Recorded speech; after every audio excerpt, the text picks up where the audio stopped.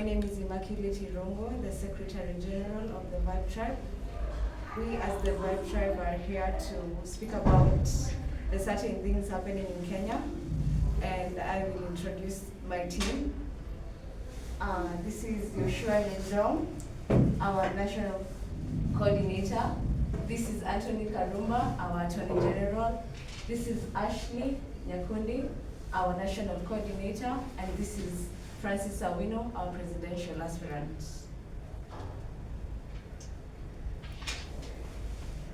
Fellow Kenyans, today I rise not only as a concerned citizen, but as a voice for millions who continue to hold on to hope even in the midst of such uncertainty. Our beloved nation stands at a critical juncture at a time that calls for honesty, accountability, and unity in purpose. We are all feeling the weight of the economic strain. Just recently, Moody's, a globally respected credit rating agency, sounded a fresh and urgent alarm. Our foreign exchange reserves are under immense pressure, and we are now facing external debt repayments equivalent to 3% of not just a statistic. It is a hard reality with implications for food prices, job creations, fuel costs, and the strength of our shilling. It is a signal that Kenya must rethink how it borrows, how it spends, and most importantly, how it protects the common mwananchi from economic hardships. Today, two critical laws were passed. This is the Social Protection Bill, and the second, the Conflict of Interest Bill.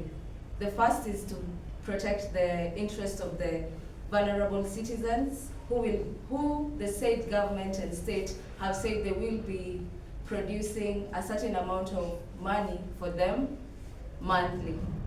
And secondly, the other one is to protect us from corruption from the public offices. But legislation alone is not enough. Words on paper must become reality in the people's lives. That is why we are very shocked when we see the ODM party trying to have a dialogue with the national government on how they will fight for the common mwananchi on matters of devolution and matters of development and matters of fellow young citizens on terms of job employment.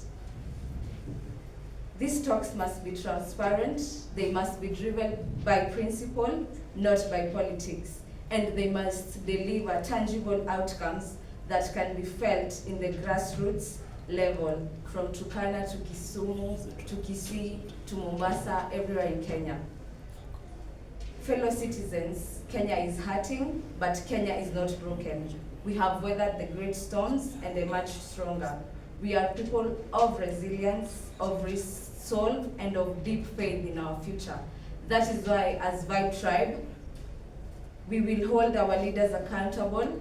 We will extend our hands to building Kenya, to building the Kenya we deserve, and we will let the voice of every Kenyan, young, old, employed, job-seeking, rural, urban, be heard in shaping this moment. For in the end, this is our country, and its destiny is ours to write. May God bless you, and may God bless Kenya. Vybe tribe? One nation. Vybe tribe? One nation.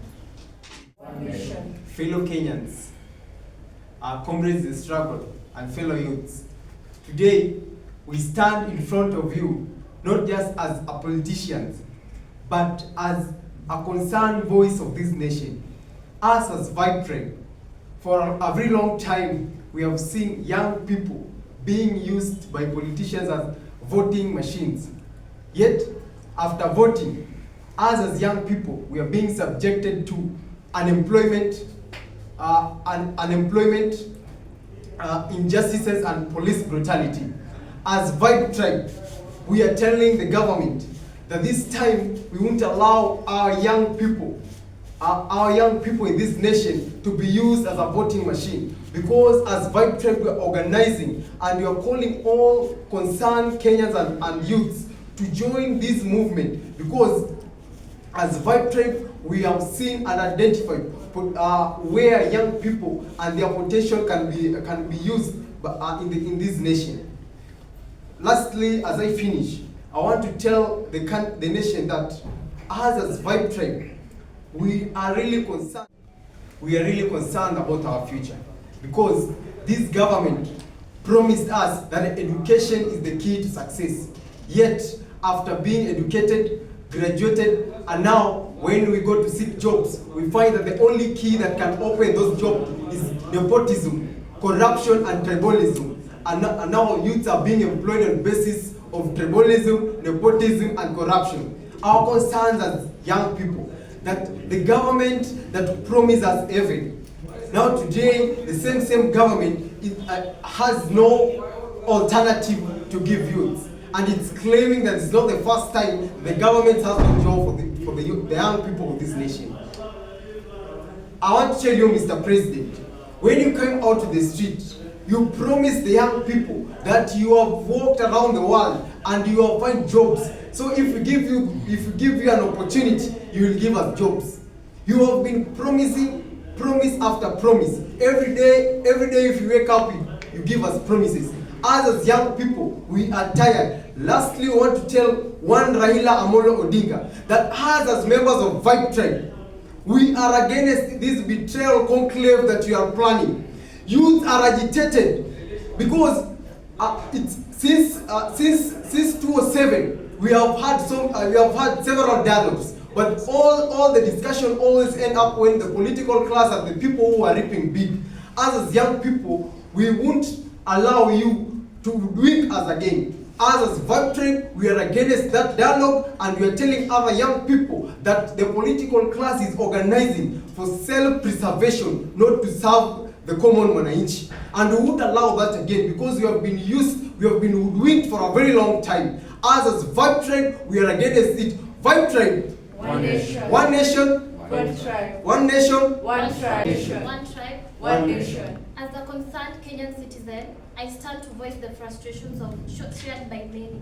We are burdened by high cost of living, rising taxation, record levels of unemployment, and poor healthcare system. Education is becoming less accessible, and corruption continues to undermine our trust in the leadership. We demand transparency, accountability, and policies that reflect the real needs of the people. It is time for the government that listens, acts, and restores dignity in every Kenyan. We don't need a government that listens more to profit than to the cries of its people. This country belongs to the people, not to the powerful few. We demand real change, we demand real leadership and future where youths are empowered and not exploited. One tribe, one nation.